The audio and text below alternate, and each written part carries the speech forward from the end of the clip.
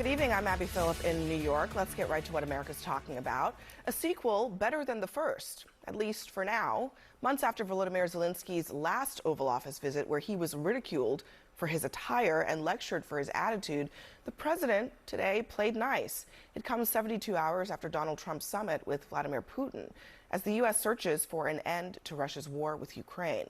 The big headline out of all of this is that Putin and Zelensky are in talks now to meet in the coming weeks. Trump did not rule out sending American troops to Ukraine to guarantee its security, and he changed his tune on a major sticking point that echoes Russia. And I think we'll probably end up at some point getting a ceasefire in the not too distant future. I want it to end immediately. I want a ceasefire now. Pretty soon have a full ceasefire. He has made it clear to both sides that he wants to see a peaceful resolution and a ceasefire as soon as possible. I'd like to see a ceasefire. I want to see a ceasefire. I don't think you need a ceasefire. You know, if you look at the 6 deals that I settled this year, they were all at war. I didn't do any ceasefires. But we can work a deal where we're working on a peace deal while they're fighting. They have to fight. That stance contradicts European leaders who also visited the White House today. To be honest, we all would like to see a ceasefire. I can't imagine that the next meeting would take place without a ceasefire. Your idea to ask for a truce or a ceasefire, at least to stop the killings, as we discussed, is a necessity. It certainly is a necessity that Putin agrees to stop bombing Ukraine. But Josh Rogin, I mean, is it progress that perhaps there could be a meeting with Zelensky? And as the Secretary of State Rubio said tonight, that Putin in the past would not even be in the same room with Zelensky because he doesn't believe that Zelensky is like a real person in charge of a real country. The fact that he's willing to do that, is that progress? Well, I think it's very true that this was a much better meeting than the last time. He didn't insult Zelensky. He didn't dress him down in front of the crowd. They left on good terms. Okay, that's well and good, but I think it would be going too far to say that Putin has agreed to a meeting with Zelensky. In fact, the Kremlin put out a statement right after this meeting, and they said, no, we'll have meetings at a high level, but they didn't say with Putin and Zelensky. And then they said, oh yeah, we're totally against NATO troops in Ukraine. So the two big deliverables out of this meeting, Russia has already rejected, which kind of gets to the core of the issue, which is President Trump said 50 times today that he believes Putin wants peace. And I don't know, call me skeptical. I don't think that's true. I just don't buy it. And I'm basing that on all the evidence, everything Putin says, everything Putin does, everything we know.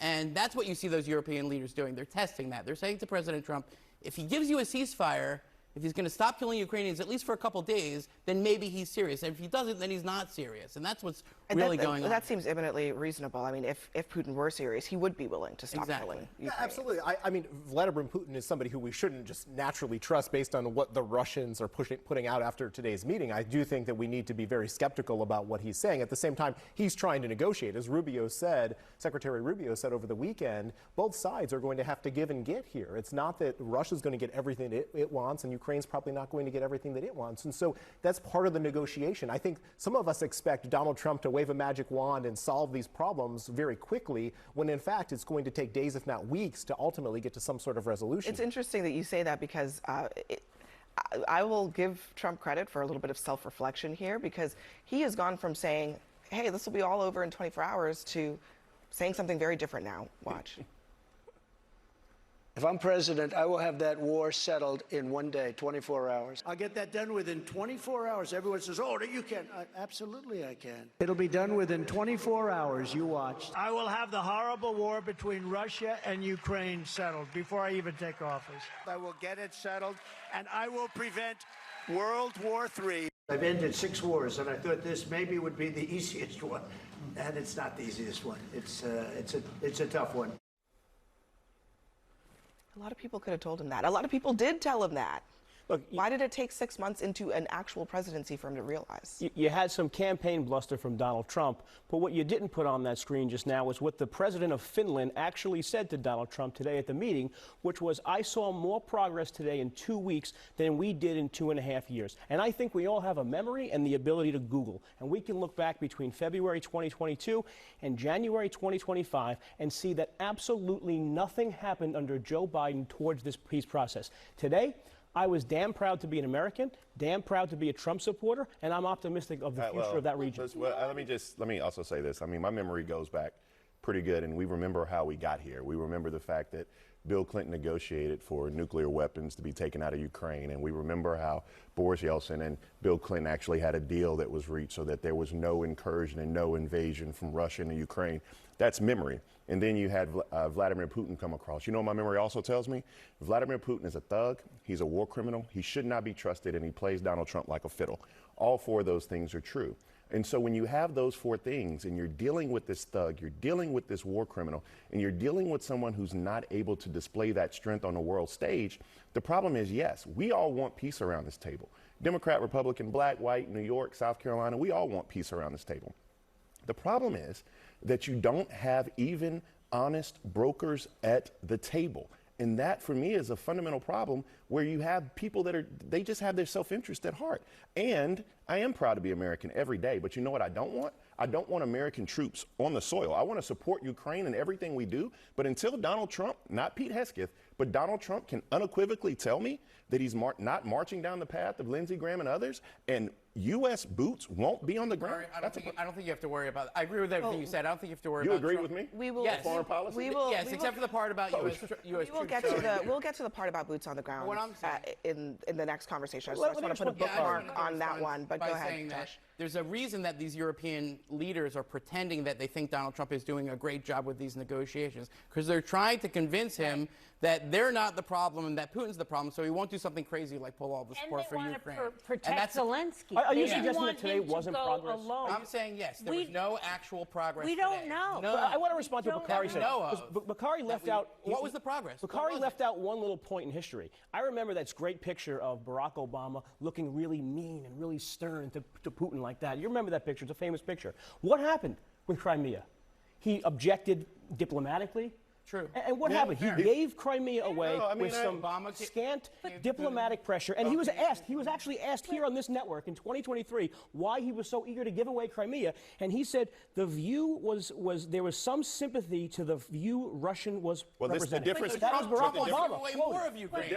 Then you should be against that, right? But Biden said, I'm not in favor of it. I'm not a Barack Obama supporter. No, I think that was the wrong Donald thing. Trump wants to give away more of Ukrainian territory to Putin. That's his whole idea. If Zelensky took some agrees to it, territory, now Obama's not the president anymore. Trump is. Forget Obama already. Josh, I'm curious about this because, look, at the end of the day, Ukraine is going to have to, there's going to be some land. What? That's going to be maintained in Russia's hands. Maybe the land they already took, but not the land they didn't. That's what I'm asking. Is that, in your view, what is appropriate and what is not in terms of what they need to give? In my view, and it's not my view, in the Ukrainians' view, let's talk about the Ukrainians' view, since it's their country, they live there, they fought for it. Even Trump said Zelensky has to agree to this, to be clear, though. What the Ukrainians say is that we've got hundreds of thousands of people living in this land, and they don't want to live under Putin's cruel rule because they know if Trump gives away their land, that their men are going to be killed, their women are going to be raped, and their children are going to be sent to Siberia to live with some people they never met before, okay?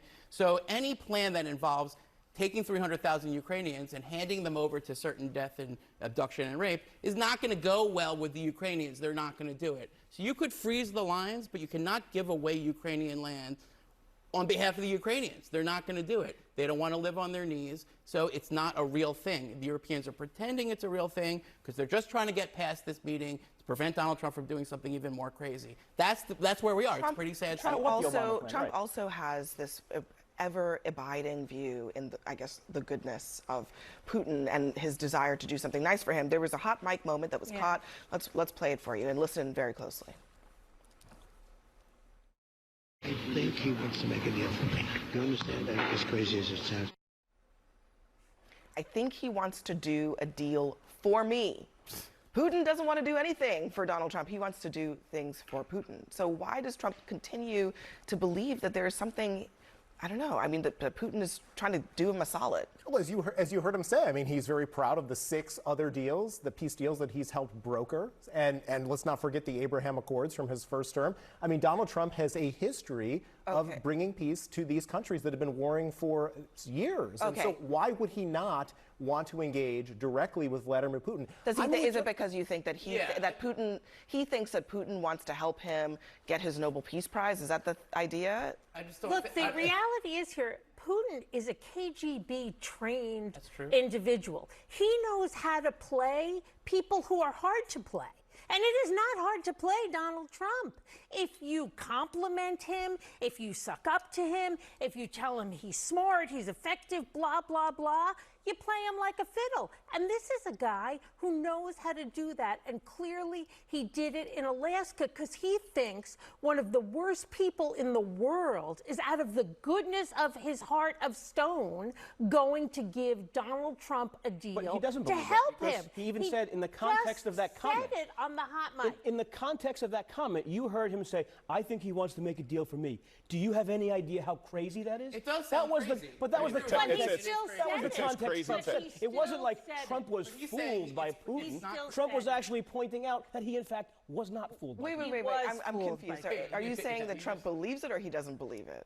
Because the context he spoke to, I believes that believe, was this Mexico. unbelievable thing that no one would really believe is actually happening. That I think Putin is actually doing him a favor. Based on what he said. If he actually believes that, then he's problem. taking it. But the bait. based on what he Got said it. that you all heard just 3 seconds earlier on the hot mic, he's saying, do you have any idea how crazy that is? Right? It's so He's not crazy you validating the wouldn't point, repeat he's it. challenging the point. But do you know why does let me ask you a question. And that's obvious. I mean, Exactly. with Barack Obama's failures on Crimea, one of the things that Barack Obama did do was sanctions on Russia, right? And Which Donald Trump has kept in place. And basically turned Russia into just a barren, frozen oil field with maybe a nuclear weapon, right? So they really didn't have any economic standing in the world. Their economy was falling apart. But for the life of me and many others, we can't understand why Donald Trump cannot be equally as tough or tougher against Vladimir Putin, someone who does not have our own interest at heart. Wait a second. He just got the European leaders to agree to increase their defense spending to 5% of GDP. Remember, in his first term, it was barely able. You're moving the ball here. That's material toughness. No, hold on. I actually think that that's a fair point. I mean, you can talk about Obama putting sanctions on Russia, but that's after the fact. That's after he already took a bite out of Ukraine.